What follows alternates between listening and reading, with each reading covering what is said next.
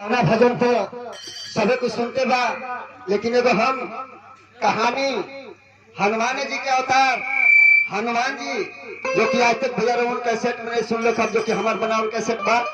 और हम यही से आज से कर शुरुआत करके सबसे पहले यही गावे के प्रारंभ कर दिया।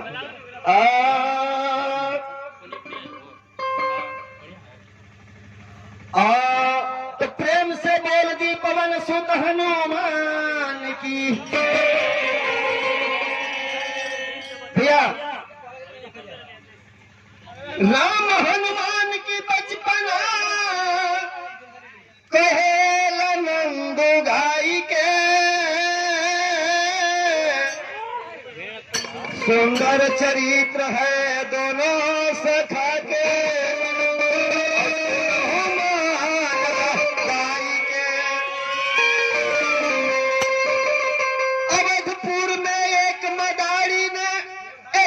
एक बंदर लेकर आया और राजा दशरथ के द्वार पर वह बंदर को नचाया। नाच देकर श्री राम ने सरूदन खाने, बहुत मनाए राजा रानी, श्री राम नहीं माने। बात समझ लेने के बाद एक समय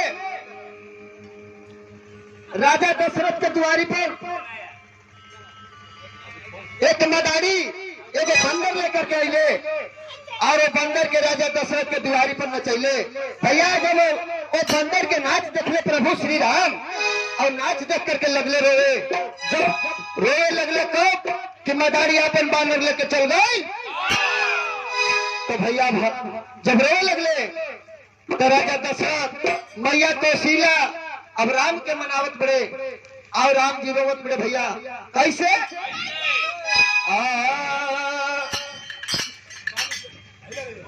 कि हरि जी रोवले जारो बेजार। भैया बहुत से खिलौना धरावत पड़े, बहुत से लुभावना धरावत पड़े, लेकिन भगवान राम मानत नहीं थे। भैया कैसे कि हरि जी रोवले जारो बेजार, हम खिलौना ना चाहिए। हरि जी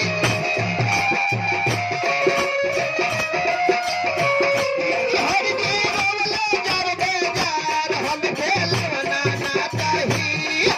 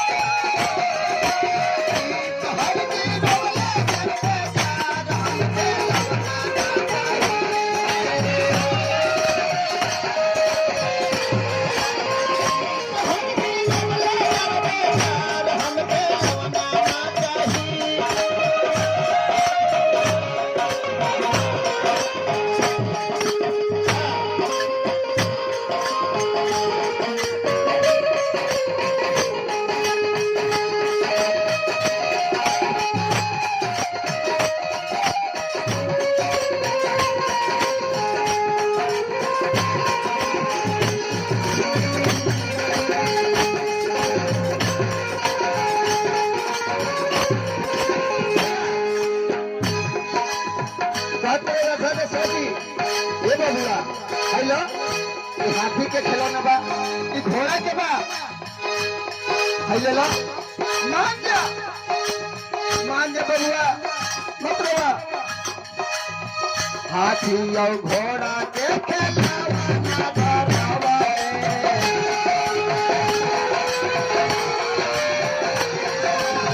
हाथी और घोड़ा के खिलौना धरावा ले।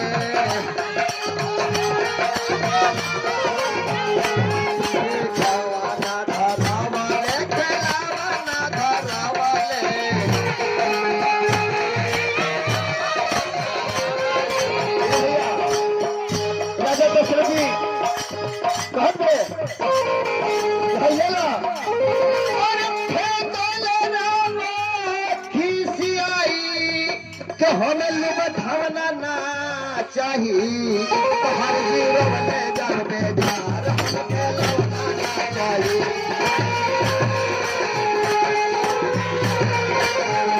हर जीवन में जब बेजार हमके लौना ना चाहिए बैठल राजा राम के देखावा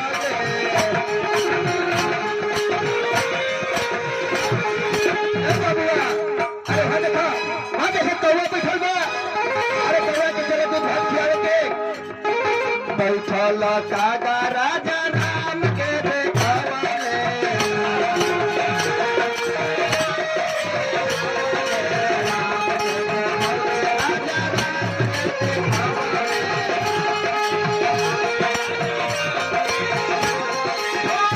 हम लोग भवना ना चाहिए हर चीज में घर में जार हमसे भवना ना चाहिए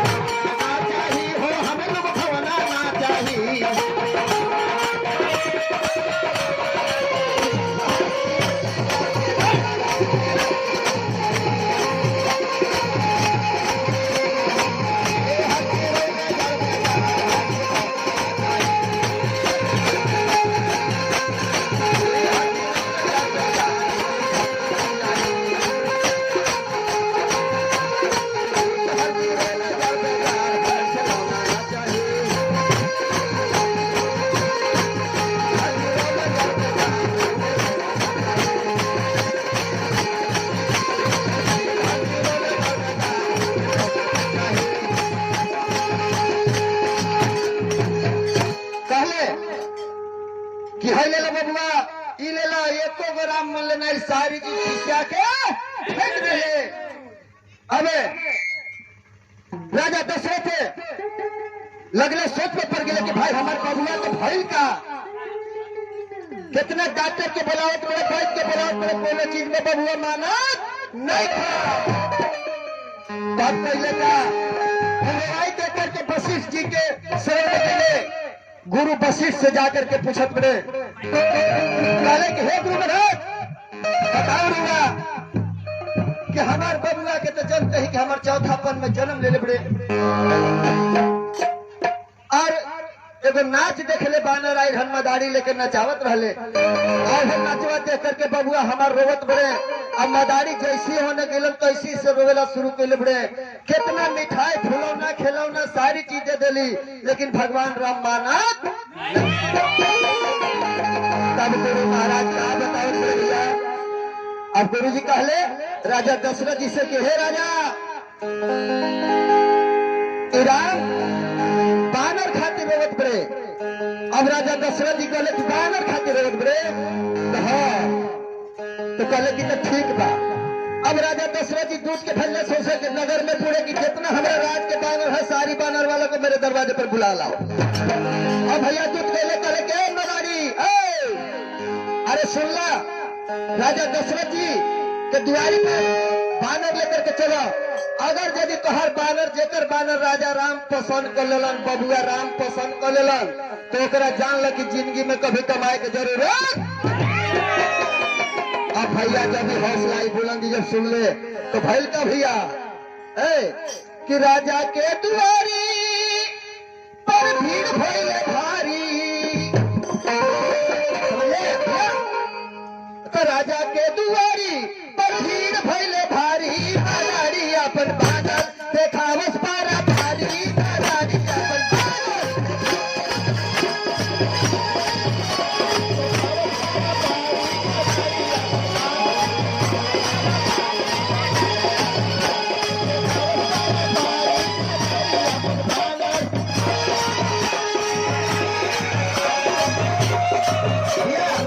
अरे राजा के दुआरी पर भीड़ भइले भारी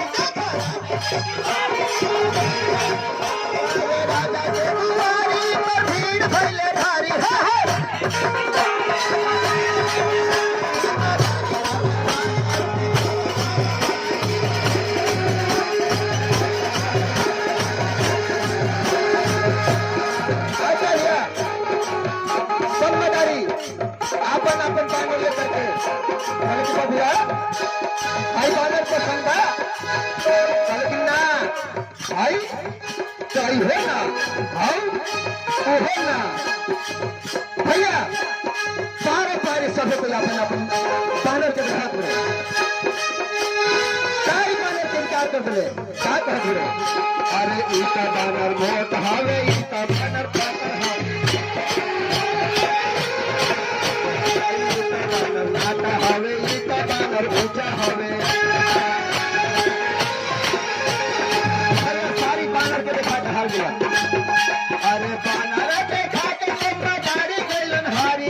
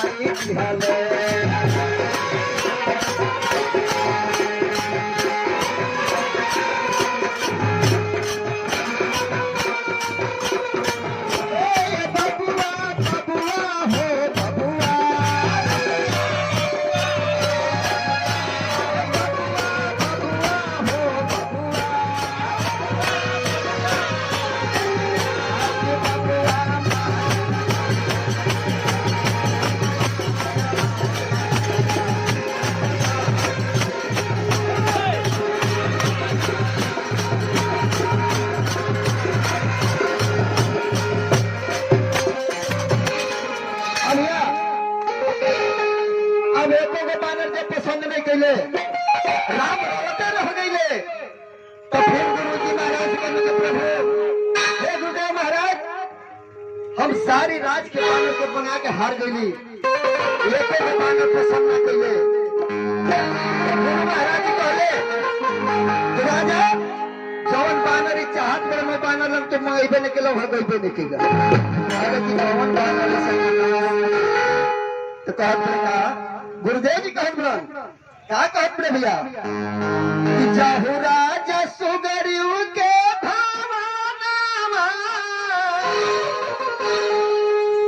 भैया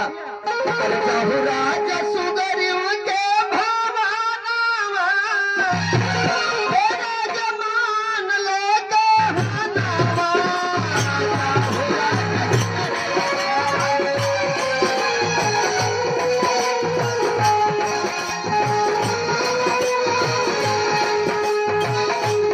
राजा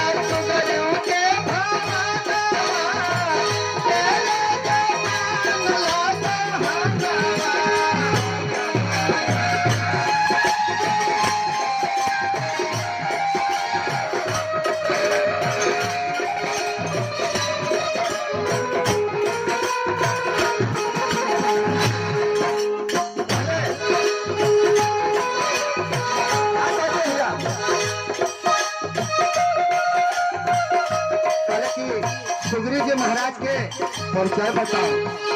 कैसे? ब्रह्मा के नाती इंद्र